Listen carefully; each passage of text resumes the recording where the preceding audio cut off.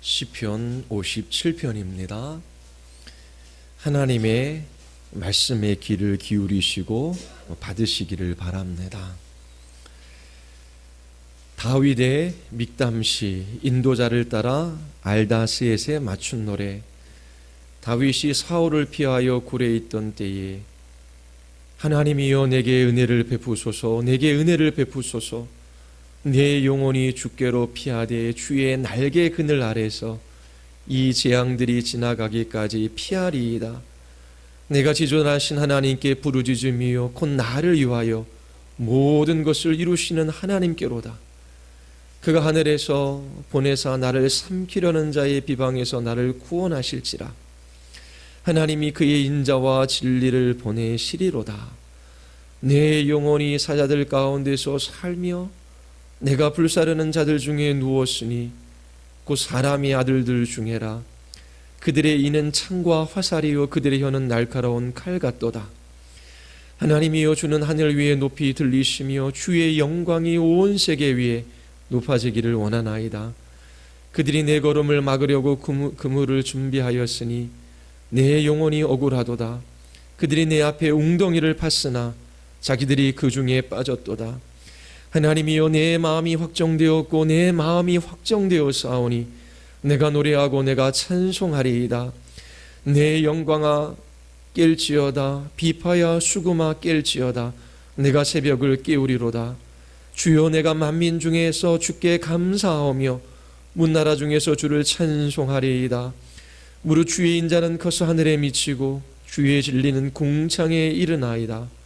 하나님이여 주는 하늘 위에 높이 들리시며 주의 영광이 온 세계 위에 높아지기를 원하나이다. 아멘. 기도하시겠습니다.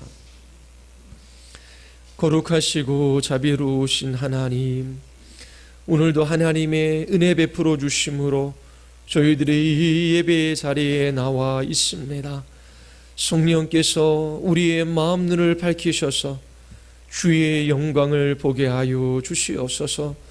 참으로 주님께서 나그네요 외국인의 삶을 살아가도록 이 세상에 보내신 주의 뜻이 어디에 있는지를 발견하게 하시고 주님이 뜻하신 바 그 목적을 따라 한 걸음 한 걸음 믿음의 순종의 걸음들을 걷게 하여 주시옵소서.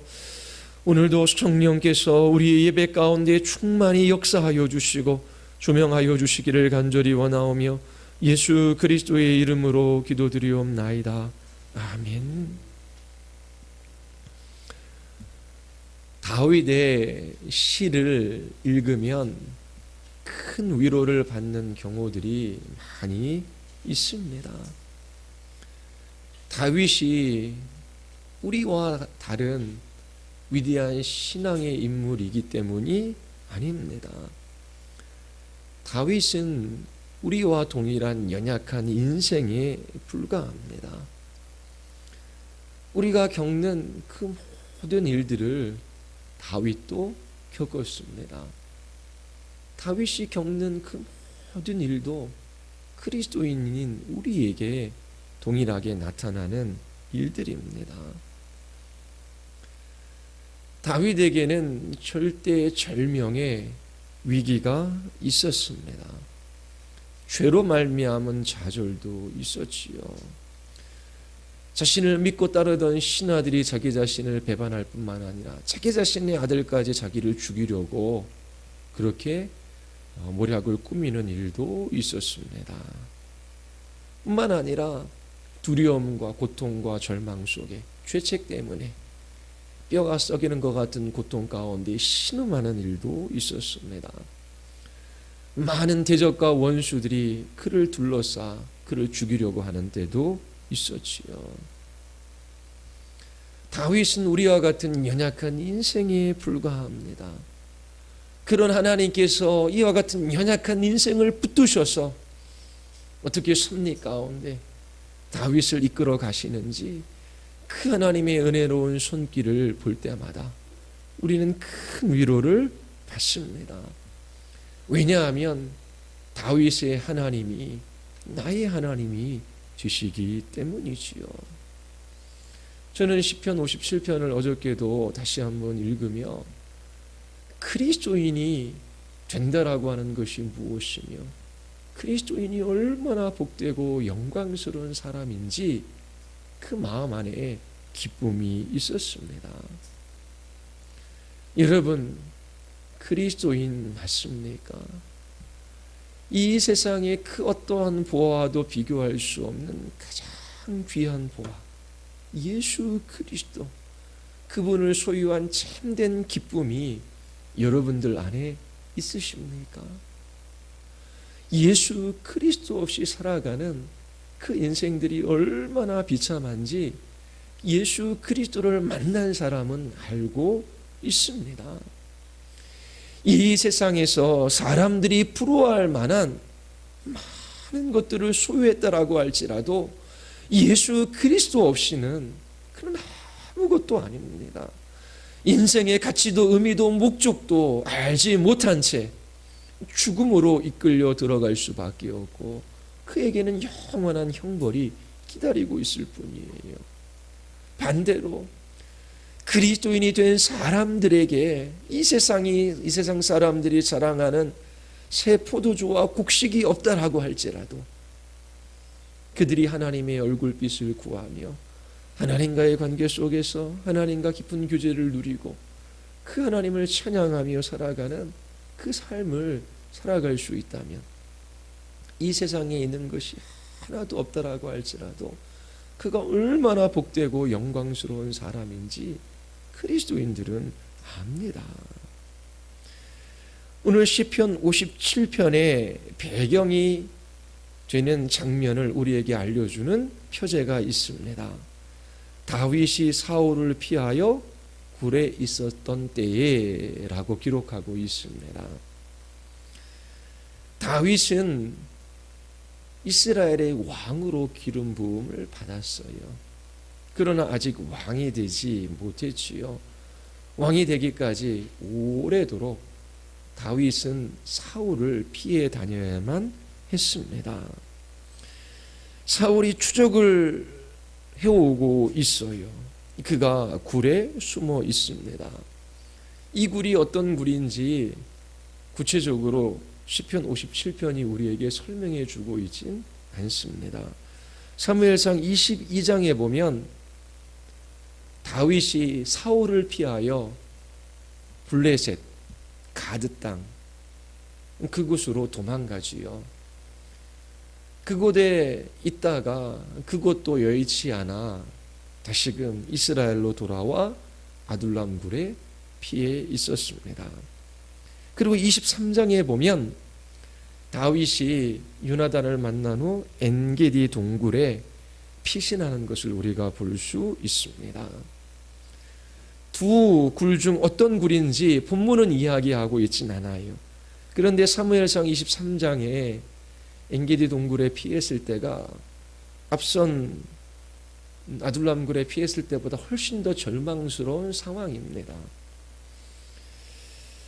이 엔게디 광야에 있을 때에 3,000명의 군사가 바울을 쫓습니다. 그물을 펼쳐놓은 듯 다윗을 잡기 위하여 다윗이 숨어있는 곳으로 조여오고 있는 상황입니다. 사울이 동굴 입구까지 이르렀어요. 동굴은 요새로 그렇게 사용되기도 했습니다. 사무엘상에 보면 이 엔게디 동굴을 요새라고 묘사를 해요. 다윗은 피할 수 있는 데까지 피한 것입니다. 그러나 사울이 이 엔게디 동굴에까지 이르렀어요. 차츰차츰 사울의 모습이 눈에 보이기 시작합니다. 그가 혼자 온 것이 아니라 수많은 군사들을 이끌고 다윗을 잡으려고 합니다. 참으로 긴박하고 위급한 상황이지요. 얼마나 이 상황이 절박하고 위태로운지 4절을 보면 알 수 있습니다. 내 영혼이 사자들 가운데서 살며, 굶주린 사자들 가운데 살아가는 사람의 심정이 어떠하겠습니까? 물론 문학적 표현이지요. 그리고 내가 불 사르는 자들 중에 누웠으니, 집에 누웠는데 누가 집에다 불을 살라요? 사방에 불이 타오르고 있습니다. 어디 피할 구석이 없어요.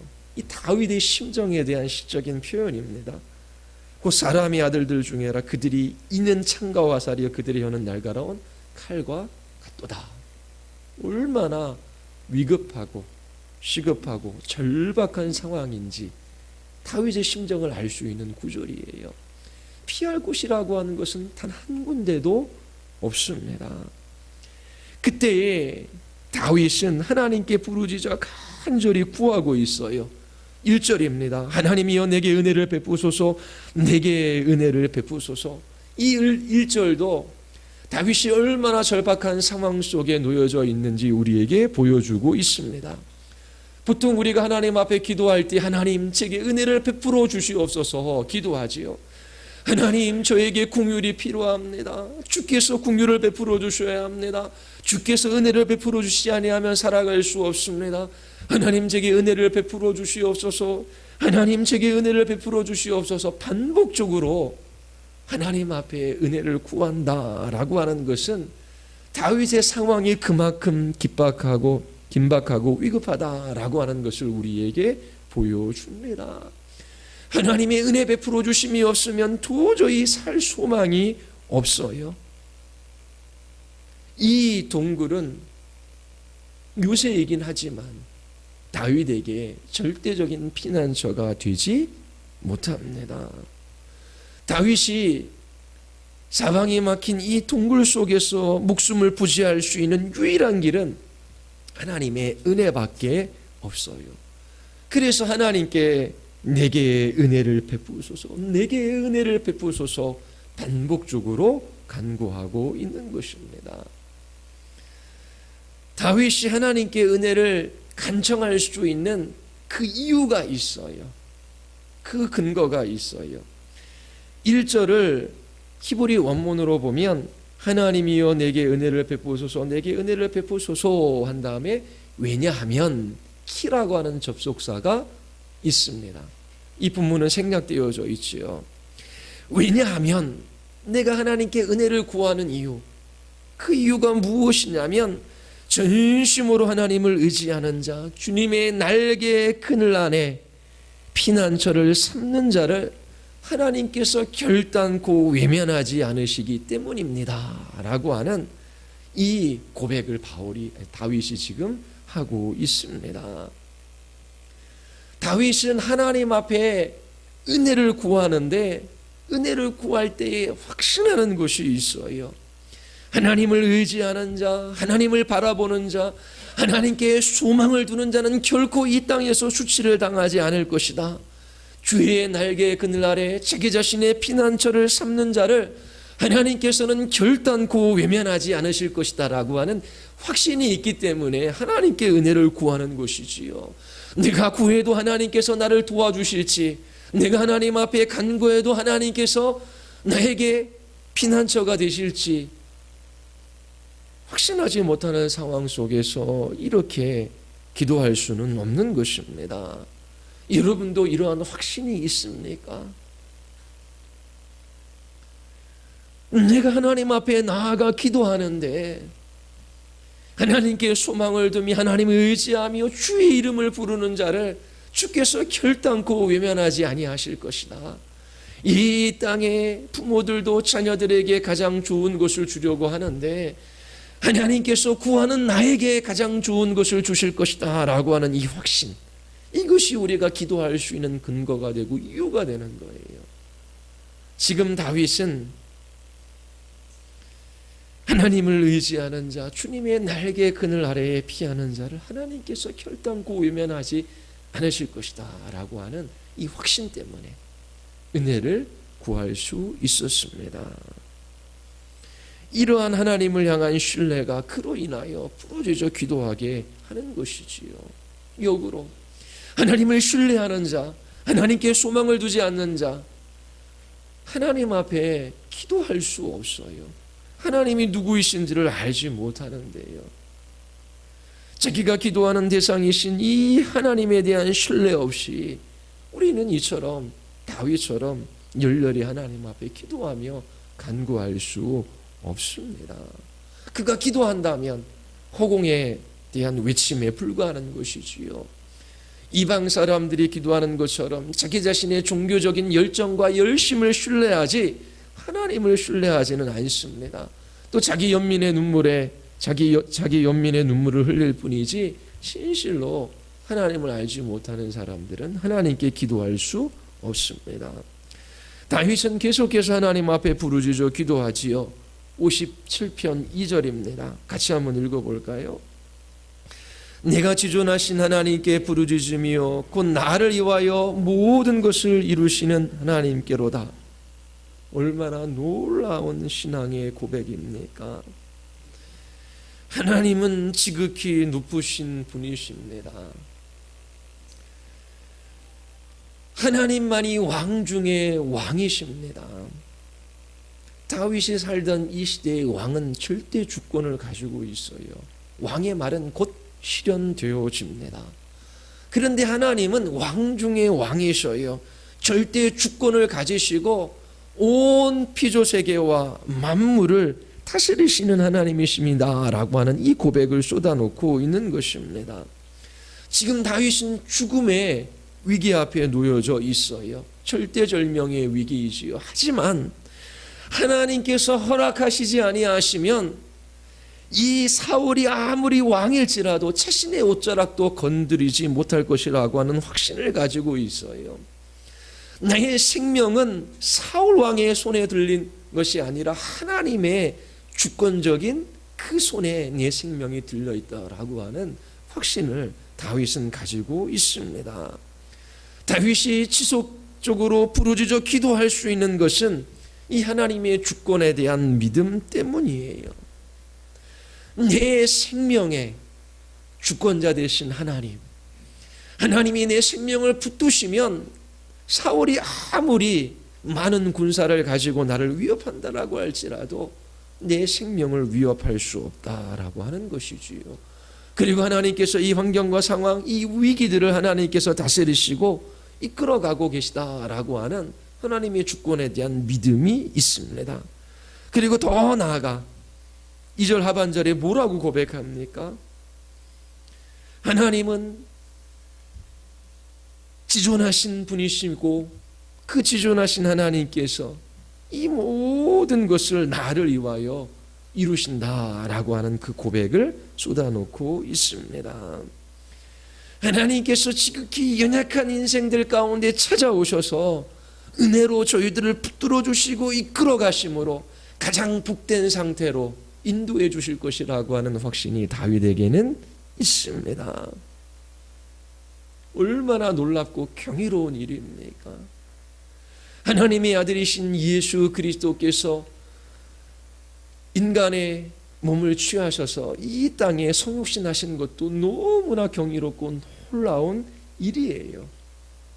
그리고 하나님께서 연약한 인생들을 그냥 내버려 두시는 것이 아니라 그들의 인생 가운데 일어나는 그 모든 일들을 다스리시고 통치하시고 이끄셔서 하나님이 계획하신 선하신 목적들을 이루어 가신다라고 하는 이 사실 또한 너무나 놀랍고 경이로운 일입니다. 다윗은 지금 하나님은 지존하신 왕이십니다.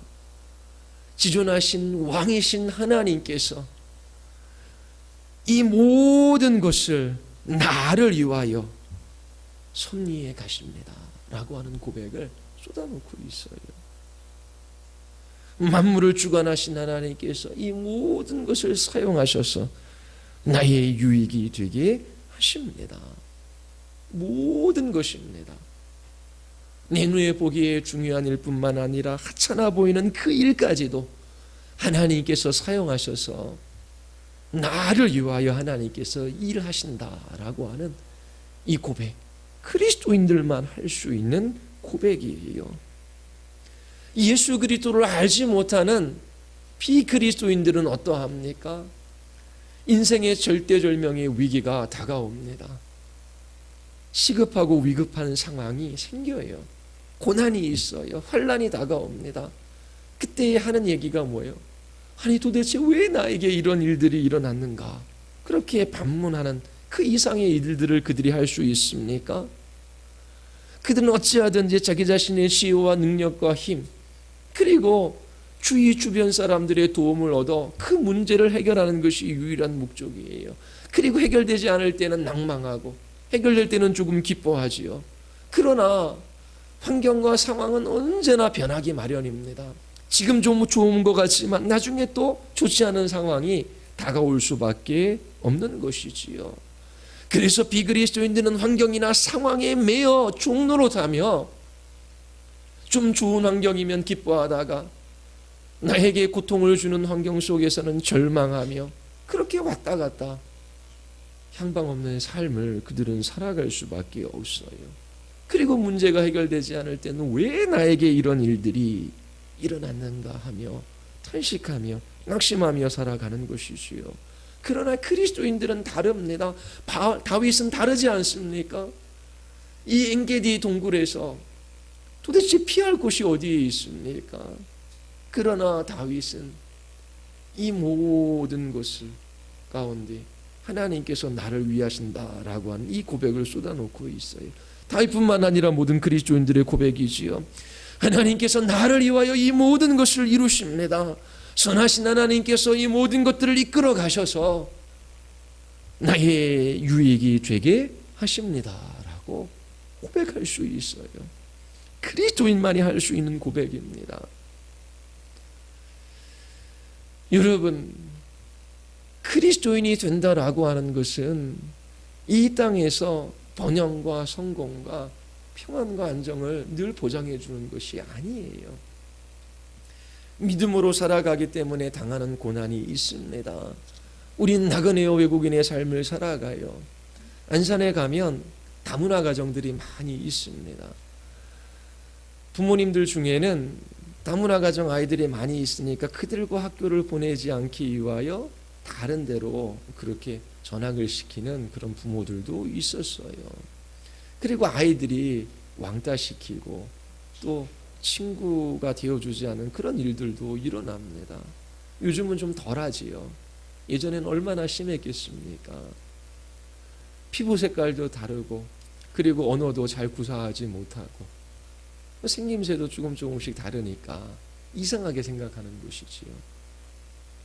그리스도인들도 이 땅에서는 이방입니다. 이 세상이 우리에게 딱 맞는 맞춤 오실 수가 없어요. 그리스도인이 된 다음에는 이 세상에서 살아가는 게 불편해요. 이 세상이 우리에게 참된 평안을 가져다 줄 수가 없습니다. 잘 맞지 않는 옷을 입고 살아가는 것 같은 불편함이 예수님을 믿는 우리들에게는 이 땅에서 있어요. 우리의 집, 우리의 본향이 아니기 때문에 그래요. 그러나 그 모든 고난과 어려움 속에서 다윗처럼 고백할 수 있다면, 다윗과 같은 신앙이 있다면 얼마나 복되고 아름답겠습니까? 우리의 문제는 환경과 상황이 아닙니다. 다윗이 지금 목숨이 위태로운 상황 가운데 놓여져 있어요. 다윗에게는 죽느냐 사느냐 이것이 가장 큰 문제가 아니에요. 정말 중요한 문제는 하나님이 나를 위하신다라고 하는 이 고백을 할 수 없는 거예요. 하나님은 지존자이십니다. 하나님은 왕중의 왕이십니다. 하나님께서 이 모든 환경과 상황을 통치하셔서 나를 위하여 일하십니다 라고 하는 이 고백, 이 고백을 할 수 없는 것이 인생의 진정한 위기이며 가장 큰 문제입니다. 여러분, 나에게 무슨 일이 닥쳐온다라고 할지라도 이 일들 속에서 하나님을 향한 신앙의 고백을 잃지 않고 하나님은 나를 위하신 분이십니다 라고 하는 고백을 하실 수 있으십니까? 제가 여러 번 이런 말씀드린 적이 있어요. 저는 어렸을 때서부터 그런 생각을 하는 습관이 있었어요. 내 인생에 있어서 가장 좋지 않은 환경과 상황이 언제일까? 또 만약 그런 일들이 일어난다면 내가 그때에 어떤 태도를 취할까? 어린 나이에 그런 생각도 한 적이 있어요. 코에 호수를 꽂고 3년, 4년, 5년 동안 손도 발도 못 움직이고 그냥 병상에 누워 있어요. 눈만 껌뻑껌뻑 하는 것밖에 할 수 있는 일이 없어요. 그때에도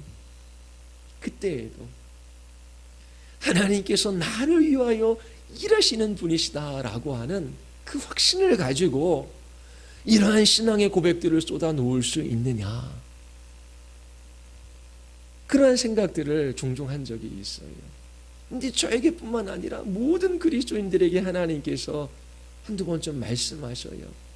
야, 네가 다니는 직장, 내가 가지고 있는 재물, 내가 가지고 있는 너와 함께하는 사랑하는 사람들, 너의 자녀, 네 남편, 아내 다 없다라고 할지라도 너가 정말 나를 사랑하고 나를 의지하고 나를 찬양할 수 있겠니? 하나님 앞에 정직하게 서면 하나님께서 그렇게 우리 마음 안에 질문하는 듯 그렇게 들리는 때가 있어요. 하나님, 정말 건강을 잃고 병상에 1년, 3년, 5년 눈만 깜빡이는 그 상황 속에서도 하나님은 하나님이시며 이 생명은 나에게 속한 것이 아니라 하나님의 주권에 속해 있기 때문에 하나님께서 이 생명을 지금도 보존해 주고 계시고 그 보존하시는 데는 분명한 목적이 있기 때문에 저는 끝까지 하나님을 신앙하며 하나님의 선하심을 찬양하겠습니다. 이런 고백을 하나님께서 이끌어내시기를 원하는 것이지요. 다윗이 맞은 이 위기는 다윗에게는 기회이기도 합니다. 여러분들에게도 마찬가지예요. 사방이 막혀 있어요.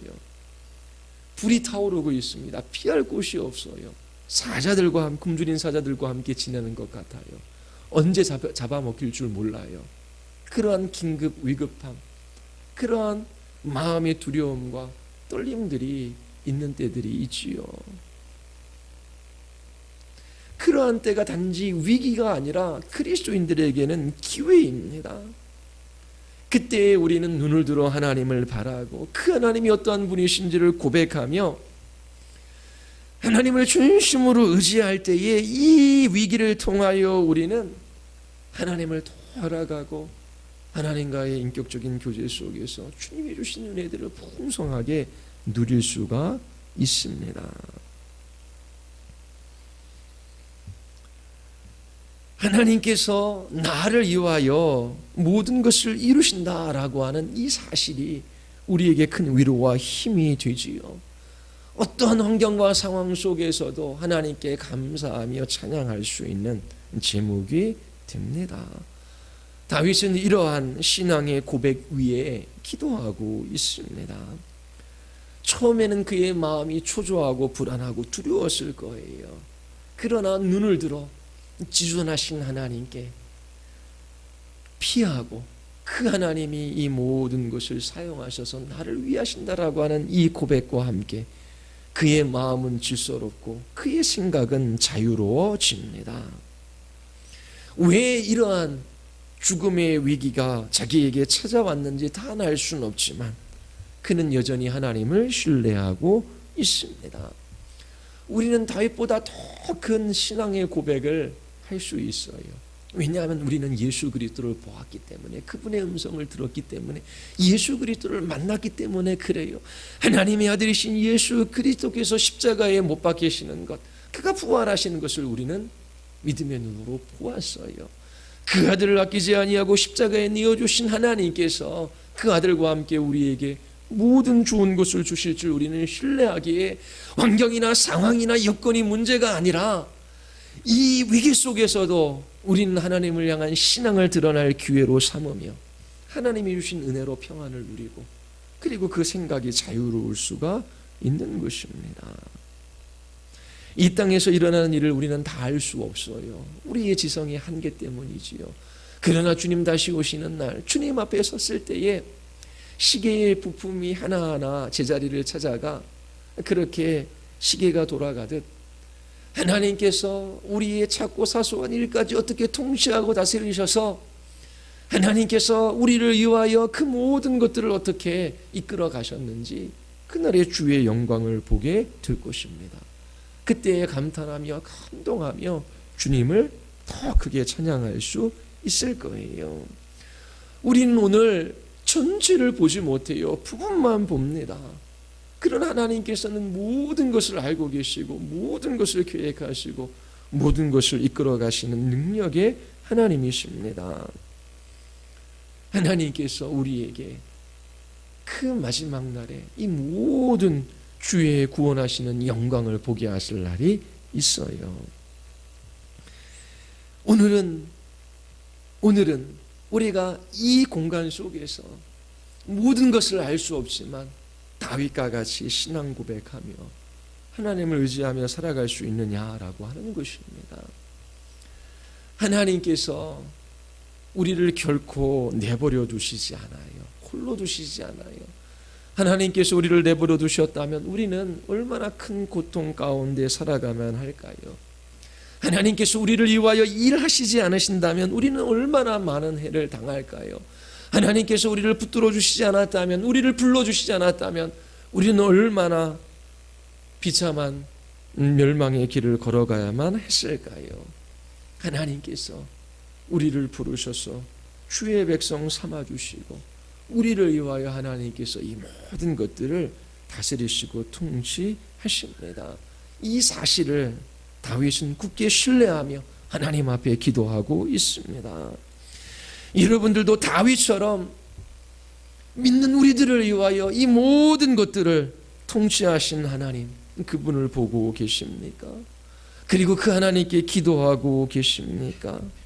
절대절명의 위기 앞에서도 흔들리지 아니하는 믿음으로 주님을 찬양할 수 있으십니까? 다윗은 이 위태로운 상황 속에서 간절히 소원하는 것이 있었어요. 그게 무엇입니까? 5절이 이야기해줘요. 5절 같이 한번 읽어볼까요? 하나님이여, 주는 하늘 위에 높이 들리시며 주의 영광은 온 세계 위에 높아지기를 원하나이다. 다윗이 절대절명의 위기 속에서 가장 소망하고 원하는 것이 무엇입니까? 죽든지 살든지, 굶주린 사자들 틈에 살든지, 아니면 사방에 불이 일어나 피할 곳이 없든지, 하나님, 제 마음에 있는 간절한 소망은 하나님이 높임을 받고 하나님의 영광이 온 땅에 나타나는 것입니다. 보통 사람들은 인생의 큰 위기를 만나면 온통 그 문제에만 집중해요. 그리고 그 문제가 해결되는 것이 유일한 소망입니다. 마음의 소원이지요. 그러나 다윗의 마음의 소원은 죽음과 삶, 그것이 아니에요. 죽든지 살든지, 그것은 하나님의 주권적인 손 안에 놓여져 있는 것이고, 지금 나를 위하여 역사하시는 그 하나님, 그 하나님의 이름이 이 일을 통하여 높아지는 이것을 위하여 다윗이 지금 기도하고 있는 것입니다. 하나님께서 하나님의 영광을 위하여 우리를 창조하셨어요. 제가 어린 나이에는, 초등학교 때는 이런 얘기를 들으면, 내가 하나님의 영광을 위하여 살아간다고? 그러면 도대체 내 인생은 뭐야? 나는 아무것도 없는 것 같고 하나님만 있는 것 같아요. 나는 가치 없고 의미 없는 존재인 것 같아요. 하나님이 나를 위하셔야지 내가 하나님을 위한다고? 그러면 뭔가 손해보는 듯한 느낌이 들었어요. 어렸을 때. 근데 하나하나 알아가면서 하나님이 우리를 위하시지요. 그런데 하나님이 우리를 위하시는 그 방식이 뭐냐면 하나님의 영광을 나타내는 겁니다. 그래서 우리가 진심으로 하나님의 영광을 추구하고 그 하나님 한 분 사랑하고 그 하나님 한 분 의지하며 살아가는 거예요. 나는 없고 내 안에 그리스도만 계실 때에 참 사람으로 이 땅에 오신 그 그리스도만 계실 때에 우리가 참 사람으로서 하나님께서 우리를 창조하신 그 목적을 따라 복된 인생을 살아갈 수 있게 되는 거예요. 그래서 하나님께서 하나님의 영광을 위하여 열심을 내시는 것이 우리에게는 가장 큰 복입니다. 다윗도 목숨을 부지하고 그리고 왕의 자리에 올라 부귀와 영화를 누리는 그것 자체가 그의 마음의 간절한 소원이 아니에요. 하나님께서 나를 창조하시고 그리고 이 왕의 기름 부음을 부으시고 또 지금은 절대절명의 위기 가운데 나를 누우셨는데, 하나님 왕이 되든지 아니면 죽음의 위협 가운데 있든지 내 마음의 간절한 소원은 하나님의 이름이 높아지고 주의 영광이 온 땅에 드러나는 것입니다. 예수님도 이 땅에 오신 목적이 그것이었어요. 아버지를 이 세상에 영화롭게 하시기 위하여 예수님도 오셨습니다. 우리가 만약 그 삶의 목적을 잃어버린다면 그것보다 비참한 삶은 없어요. 여러분들의 인생의 목적, 의미, 가치, 그게 도대체 어디에 있습니까? 인생은 70년, 80년, 길어야 100년 산다라고 생각해 봅시다. 아무리 사람들이 인정해주고 칭찬해주고 그리고 많은 부를 소유하고 또 명예를 가지고 있어도 한 번 죽는 것은 사람에게 정해진 것이요, 그가 하나님의 심판대 앞에 섰을 때에 많은 사람들이 그를 칭송했더라고 할지라도 하나님과 관계없는 삶을 살아갔던 그의 마지막에 남는 것이 무엇이 있습니까? 지옥의 형벌밖에 없는 거예요. 하나님을 하나님으로 인정하지 아니하고 하나님께 감사하지도 아니하고 영화롭게 하는 삶을 살아가지도 않는 그에게 하나님의 진노는 마땅하지 않습니까?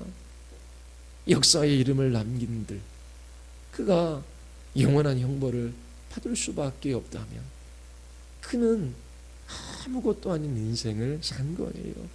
그러나 비록 많이 배우지도 못하고 사람들이 인정해주는 그런 위치에 있지도 않아요. 또 재물이 많이 있지도 않아요. 하루하루 주신 그 삶의 자리 속에서 성실히 살아갑니다. 그러나 그가 하나님, 이 모든 것들 속에서 주의 이름을 높이기를 원합니다. 주의 영광이 나타나기를 원합니다. 그렇게 기도하고 그렇게 살아갈 수 있었다면 그가 하나님의 보좌 앞에 섰을 때 얼마나 영광스럽고 복될까요? 우리의 삶의 분명한 목적을 잃어버린다면 그것보다 비참한 삶이 없어요. 살았으나 죽은 자와 마찬가지입니다. 그러나 다윗처럼 절대절명의 위기 속에서도 주님의 영광을 목적으로 삼는다면 죽어도 영광스러운 것이지요. 주의 영광을 위하여 살았던 그 삶이 하나님 앞에 섰을 때에 우리에게 위로가 될 것입니다. 여러분들의 인생에 가장 중요한 것이 무엇인지를 알아야 해요. 하나님, 정말 지혜 없습니다. 무지합니다. 연약합니다. 또 악하기까지 합니다. 그러면서 날마다 하나님 앞에 겸비하게 엎드려 주의 은혜의 손길을 기다리며 하나님께서 이 모든 것들을 사용하셔서 선을 이루실 것을 확신하며 그렇게 하나님 앞에 살아가는 이 인생, 이것이 가장 복된 인생입니다. 여러분들의 인생에 어떠한 장애물이 있고 어떠한 올무가 놓여 있다라고 할지라도 또 여러분들이 어떤 억울한 일을 당한다라고 할지라도 여러분들의 삶의 목적이 오직 하나님의 이름이 높임을 받고 하나님의 영광이 온 땅에 드러난 것이라면 그 인생은 가장 복된 거예요. 가장 아름다운 삶을 살아가고 있는 것이지요. 주위를 둘러보십시오. 교회 안에도 이름이 있고 그리고 많은 재물을 가지고 있고 또 많이 배운 사람이 있어요. 제가 예수님 믿어서 저렇게 평안한 삶을 살아가는구나. 그렇게 아름답고 그게 부러우십니까? 저는 하나도 안 부러워요. 제가 못 가져봐서 그런가요? 그게 아니라 이 목회를 하더라도 목회 연륜도 짧지요. 그런데 전에도 10여 년 동안 그렇게 수많은 영혼들을 만나면서 이 절대절명의 위기 속에서 주의 이름, 주의 영광이 나타나는 것을 위하여 기도하지 못하는 많은 사람들을 봤어요. 그들의 유일한 마음의 소원은 문제를 해결하는 거예요. 그게 아니다 가르쳐줘도 몰라요. 근데 하나님께서 1년, 2년, 3년 다뤄가시면서 깨닫게 하시더라고요. 그런데 정말 그 사람의 학벌도 지위도 신분도 보이지 않고 그렇게 전심으로 주님을 의지하며 하나님, 이 환경, 이 상황 속에서 주의 영광이 나타나기를 원합니다. 너무나 아름다워요. 너무나 복되어요. 하나님을 향한 찬양이 흘러나오지요. 시인이 57편 7절에서 이렇게 자신의 마음을 확정합니다. 하나님이여 내 마음이 확정되었고 내 마음이 확정되었으니 내가 노래하고 내가 찬송하리이다. 여러분들의 마음도 확정되었습니까? 하나님, 어떠한 위기 가운데서도 어떠한 상황 속에서도 내가 주님의 이름을 찬양하며 주의 영광을 위하여 살아가기를 원합니다. 그 이유는 하나님께서는 주존하신 왕이시며 하나님께서 이 모든 것들을 다스려서 나를 위하여 역사하시기 때문입니다. 시인의 마음 안에 강한 확신이 밀려들어오고 있는 거예요. 근거 없는 확신이 아니에요. 지극히 높으신 하나님, 그분이 나를 위해 이 모든 것들을 이루신다라고 하는 이 진리 위에 세워진 확신이지요. 그리고 8절을 보십시오. 네 영광아 깰지어다 비파야 수금아 깰지어다 내가 새벽을 깨우리로다. 내 영광아 깰지어다. 이 말의 의미가 무엇입니까? 시편에서 영광은 영혼이라고 하는 의미로도 사용되어집니다. 7편 5절, 16편 9절, 30편에도 사용되어져요. 문맥에 따라서 이 영광은 영혼을 가리키는 시적인 표현으로 사용되기도 했습니다. 인생의 위기로 하나님을 찬양할 수 없었던 내 영혼아 이제 깨어 일어나 주를 찬양하라. 다윗도 연약한 인생이지요. 사울 왕이 죽이려고 쫓아오는 그 상황이 좋을 리는 없습니다. 두렵지요. 고통스럽지요. 힘들어요. 그러나 다윗은 자기 자신의 영혼에게 말하고 있습니다. 내 영혼아 이제 깨어 일어나 주를 찬양하라. 이렇게 해석할 수 있어요. 또 이러한 고백일 수 있습니다. 인생의 위기를 해결하고 내가 원하는 삶을 살아가는 것이 나의 영광이 아닙니다. 나의 영광은 나의 번영에 있는 것이 아니라 주께서 영광 받으시는 것이 나의 영광입니다. 주님 없는 삶은 저에게 허망합니다. 제가 어떠한 상황 속에서도 믿음을 잃지 않고 주님을 찬양하는 것, 이것이 나의 영광입니다. 그러면서 모든 악기를 동원해서 하나님을 찬양하기로 결단하고 있어요. 그리스도인의 영광이 무엇입니까? 하나님을 예배하는 것입니다. 환경이나 상황이나 그 어떠한 여건에 지배받지 아니하고 하나님을 찬양하고 예배할 수밖에 없는 이유를 가진 사람들이 그리스도인들이에요. 이 영광을 그리스도인들이 소유했어요. 그리스도인이 된다라고 하는 것이 이렇게 위대하고 아름다운 일입니다.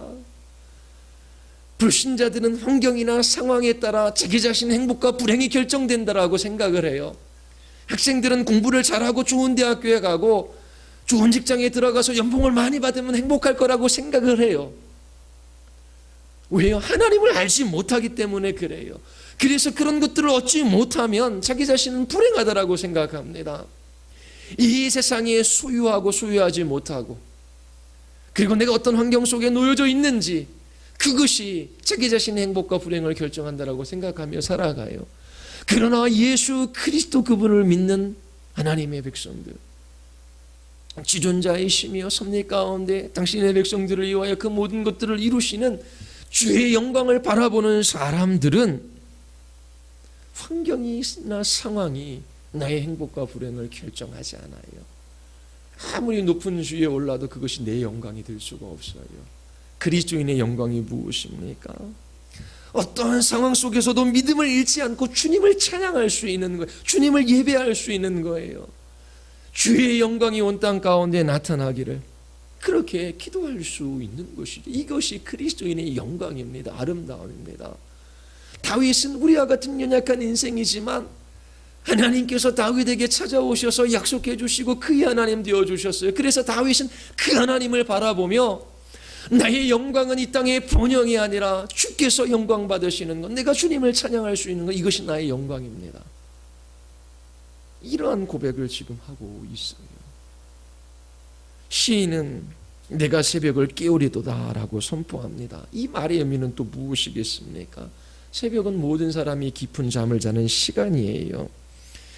그런데 이 시인은 이 새벽에 깊은 잠을 자는 이 시간에 깨어 주님을 찬양하고 있습니다. 많은 사람들이 하나님을 알지 못해요. 환경이나 상황이 자기 자신의 행복과 불행을 결정한다라고 생각하며 이 세상의 종노릇함이 허망한 삶을 살아갑니다. 그러나 주께서 영광 받으시는 것이 나의 영광입니다 라고 하는 이 고백을 쏟아놓는 하나님의 자녀들의 눈에는 하나님 없이 살아가는 그 인생이 얼마나 비참한지 보는 것입니다. 그래서 어떤 위기와 어떤 문제 앞에서도 주님을 찬양하는 그 한 사람이 잠자는 자를 깨울 수 있는 거예요. 우리의 남편, 아내, 우리의 부모, 형제, 우리의 자녀들이 잠자는 자일 수 있어요. 새벽이 다가오지만 일어나지를 못해요. 그러나 이 시인은 이 새벽에 주님을 향해 노래하는데 그 노래가 자신 안에만 머무르는 것이 아니라 이처럼 하나님께서 나를 위하여 일하시기에 그 감격과 기쁨이 자기 안에서 밖으로 흘러넘쳐서 우리의 이웃 열방 가운데 드러내어 찬양하고 싶어하는 그런 마음이 있는 것입니다. 그래서 9절, 10절, 11절 우리 같이 한번 읽을까요? 주여 내가 만민 중에서 주께 감사하오며 열방 중에서 주를 찬송하리이다. 디저 주의 인자는 커서 하늘에 미치고 주의 진리는 궁창에 이르나이다. 하나님이여 주는 하늘 위에 높이 들리시며 주의 영광은 온 세계 위에 높아지기를 원하나이다. 주의 인자는 커서 하늘에 미치고 헤세드입니다. 언약 백성들을 향한 하나님의 사랑. 이 언약 백성들이 잘해야 하나님께서 그들에게 선물을 주시는 것이 아니라 비록 그들이 죄를 짓는다라고 할지라도 하나님께서 끝까지 그들을 사랑해 주시는 거예요. 그리고 진리는 공창에 이르나이다. 이 진리는 이 시편 이 구절에서 이 단어는 신실하심과 진실함을 나타냅니다. 그래서 3절에서 다윗이 인자와 진리를 구하지요. 주님이 찾아와 주시기를 구하는 그 장면입니다. 이처럼 주님께서 약속하신 것을 반드시 이루시는 신실하신 그러한 여호와 하나님이심을 찬양하며 그것이 온 공창에 이르렀음을 그렇게 노래하고 있는 것입니다. 지극히 높으신 하나님께서 연약한 인생들을 위하여 이 모든 것을 이루셔요. 얼마나 놀랍고 경이로운 일입니까? 자기 자신 안에만 소유하기에는 너무나 이 감격이 벅찬 거예요. 그래서 나뿐만 아니라 모든 민족과 열방이 이 감격에 함께 동참하도록 온 세상을 다윗이 깨우고 있는 것입니다. 그리스도인이 된다라고 하는 것, 하나님이 나의 하나님이 되신다라고 하는 것, 이것이 이처럼 감격스럽고 놀라운 거예요. 그래서 예수 그리스도를 알지 못하는 참자는 영혼들을 보면 안타까운 것이지요. 여러분들 또한 어떤 위기와 고난에도 여러분들의 환경과 상황을 넘어서서 그 모든 것 가운데 주의 영광이 나타나기를 그렇게 기도하며 찬양하며 살아갈 수 있게 되기를 바랍니다. 여러분들이 한 주간 시편 57편 뿐만 아니라 다윗의 시를 묵상해 보십시오. 앞으로 몇 주 동안 다윗의 시를 더 설교하고자 합니다. 다윗이 경험한 것 우리도 경험해요. 다윗의 하나님이 나의 하나님도 되시기에 이 시편 속에서 우리는 큰 위로와 힘과 용기를 얻습니다. 여러분들이 무슨 일이 일어나든지 간에 또 어떤 환경 속에 안에 있든지 다윗처럼 예배자의 삶을 살아갈 수 있게 되기를 바랍니다. 우리 같이 한번 우리 기도하시겠습니다.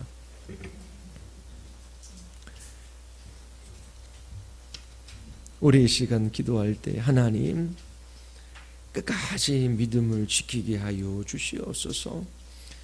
어떤 환경과 상황 속에서도 주의 이름이 높임을 받고 주의 영광이 온 땅에 드러나는 이것을 우리의 마음의 간절한 소원으로 삼게 하시고 주의 인자와 그 주의 진리가 온 세상에 넘치는 것을 보고 기뻐하게 하여 주시옵소서.